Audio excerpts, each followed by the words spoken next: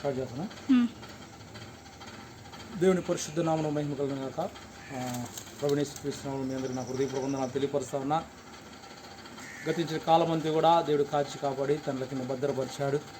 అందుకే దేవునికి వందనాలు స్తోత్రాలు చెల్లిస్తా ఉన్నా. కనుక దేవుడు నిజంగా నా యొక్క వ్యక్తిగత జీవితంలో దేవుడు ఎంతగానో తను వాగ్దానం చేసిన రీతిగా మరి ఎన్నో మేలులు ఆశ్చర్య కార్యాలు జరిగించాడు. కనుక సేవ పరిచరులకి రావడానికి ప్రధానమైన కారణం దేవునికి పిలుపు.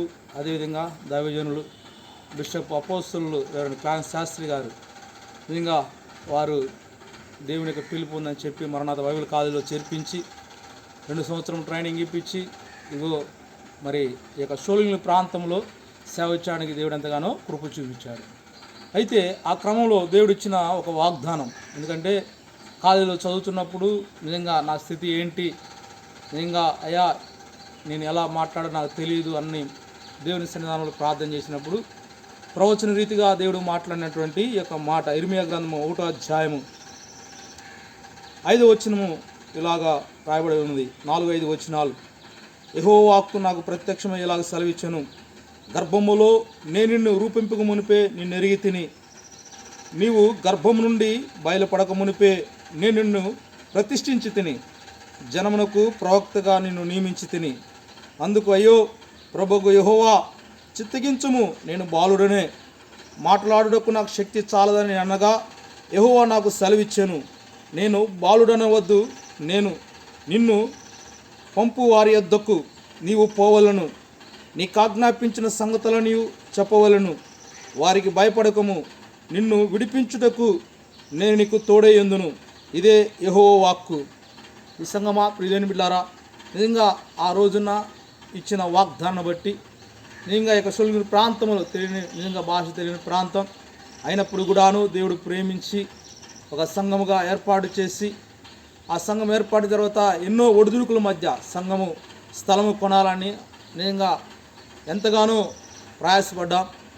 కనుక కొన్ని సమస్యలు చుట్టుముట్టినప్పటికి కూడాను దేవుడు ప్రతి ఒక్క సమస్య నుంచి దేవుడు తొలగించి ఈ రోజున నాటికి నిజంగా ఒక్కరితో ప్రారంభించిన సంఘం ఈ రోజున దగ్గర ఒక 70 మంది కూడుకొని ఆరాధించే విధంగా మరి అద్దెకు తీసుకొని అక్కడ జరిపిస్తూ ఉన్నాం. అయితే ఈ యొక్క క్రమంలోనే దేవుని సన్నిధానంలో ప్రార్థన చేసినప్పుడు, అయ్యా నిన్ను ఆరాధించుకోవడానికి ఒక చక్కని స్థలం మాకు కావాలి, మందిరం నిర్మించాలనే ఉద్దేశంతో ఏర్పాటు చేసినప్పుడు ఇగో ఈ యొక్క స్థలాన్ని దేవుడు ఎంతగానో అనుగ్రహించాడు. కనుక ఈ యొక్క స్థలాన్ని తీసుకోవడానికి దేవుడు ఎంతగానో కృప చూపించాడు. కనుక దగ్గర ఇది 2 సెంట్ల స్థలం, ఇంకా ఎంతో విలువైనటువంటిది. ఇంకా ఇక స్థల యజమాని కూడా మందిరమునకని చెప్పేసరికి ఇంకా ఆయన కొంచెం తగ్గించి ఈ స్థలాన్ని నిజంగా ఇవ్వటం జరిగింది. నిజంగా ఇప్పుడు ఈ స్థలానికి నిజంగా మందిర నిర్మాణం జరగాలి, కనుక దేవుని ఆలయం కట్టబడాలి. కనుక దేవుని సన్నిధానములో ఆయన ఇచ్చిన వాగ్దానాన్ని బట్టి ఆయన యొక్క కార్యములు నిజంగా ఇదొక నిజంగా బేతేలు స్వస్థత శాల, అనగా ఈ యొక్క ఆలయంలోకి వచ్చిన ప్రతి ఒక్క బిడ్డకి నేను విడుదల కలుగు చేస్తాను, విడిపిస్తాను అని చెప్పి వాగ్దానం చేసిన రీతిగా ఈ ఆలయము నిజంగా అనేక మందికి దీవెనకరంగాను ఆశీర్వాదకరంగా ఉండులాగున మీరు కూడా ప్రార్థన చేయాలని నేను ప్రభుపేట మనవి చేస్తున్నాను. ఎందుకనగా దేవుని సన్నిధానంలో ఇది అనేక మందికి జనులకు తెలియపరచు అని చెప్పి దేవుడు ఇచ్చినటువంటి ఆ యొక్క మాటను బట్టి నేను ఇక యూట్యూబ్ లైవ్ ఛానల్ ద్వారా నేను మీతో తెలియపరుస్తూ ఉన్నాను.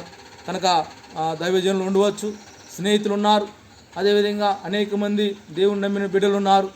కనుక ప్రతి ఒక్కరు కూడా నేను మీకు తెలియపరిచేది ఒకటే, ఈ చెన్నై ప్రాంతం షోలింగ్ ప్రాంతంలో ఈ యొక్క నిజంగా ఇక్కడ సేవ జరిగించలాగున ఇక్కడ ఆలయం కట్టబడి దేవుని సన్నిధానంలో ఆయన నామ మహిమార్థంగా గొప్ప కార్యములు జరిగించులాగున మీ అనుదిన ప్రార్థనలో ప్రార్థన చేయాలని నేను కోరుకొనుచున్నాను, వేడుకొనుచున్నాను.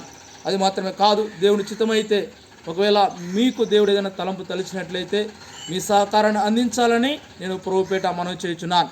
కనుక దగ్గర ఇది 2 సెంట్ల స్థలం. కనుక ఈ స్థలము కూడా దేవుడు ఎంతగానో నిజంగా లేమి స్థితిలో నుంచి, ఒక మాట చెప్పాలంటే సంఘంలో ఉన్న బిడ్డలు ఎంతో కష్టపడేవారు. అయితే దేవుడు మహాకరువును బట్టి నిజంగా నూతనంగా వచ్చే బిడ్డలు ఆయా ప్రాంతాల నుంచి నిజంగా కడప, కర్నూలు, నిజంగా హైదరాబాదు, అదేవిధంగా మనం ఇంకా చెప్పాలంటే కాకినాడ, ఇంకా ఆ యొక్క అనకాపల్లి, ఇంకా చెప్పాలంటే ఆయా ప్రాంతాల నుంచి వచ్చినటువంటి బిడ్డలు నిజంగా మందిరము స్థలం తీసుకోవడానికి కొరత ఉన్నప్పుడు వారు ఎంతగానో గుప్పులిప్పారు. మచిలీపట్నం ఈ విధంగా ఆయా ప్రాంతాల నుంచి వచ్చిన ప్రతి ఒక్క బిడ్డలు కూడా గుప్పులిప్పడం ద్వారా ఇక్కడ నిజంగా ఒక స్థలాన్ని మేము తీసుకోవడం జరిగింది.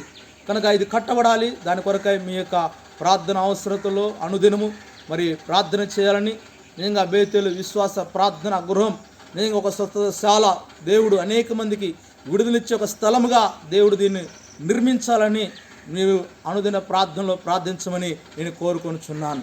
అనేక సమయంలో చిన్న ప్రార్థన చేసుకుందాం. సకల ఆశీర్వాదములకు కానబోతున్న మా ప్రియ పరలోకపు తండ్రి, దైవానికి వందనాలు, స్తోత్రాలు నాయన.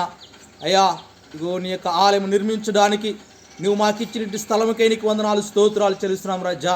అనేక మంది బిడ్డలు నా తండ్రి నిజంగా ఎంతో త్యాగము చేసి నిజంగా కష్టపడేవారు, కూలి పనులు చేసుకునేవారు, ఉద్యోగం చేయవారు అనేక మంది నాయన.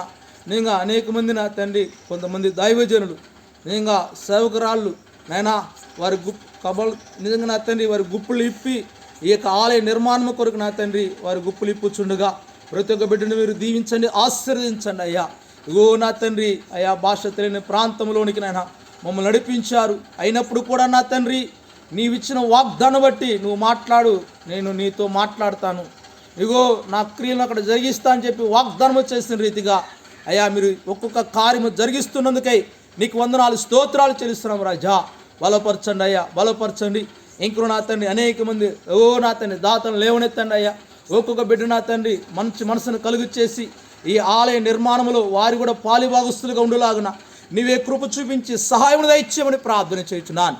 రక్షకుడా, మహోన్నతుడా, నీకు వందనములు, స్తుతులు, స్తోత్రములు చెల్లించుకొనుచు యేసయ్య పరిశుద్ధ నామమున వేడుకొని ప్రార్థన చేయుచున్నాము నా తండ్రి. ఆమేన్.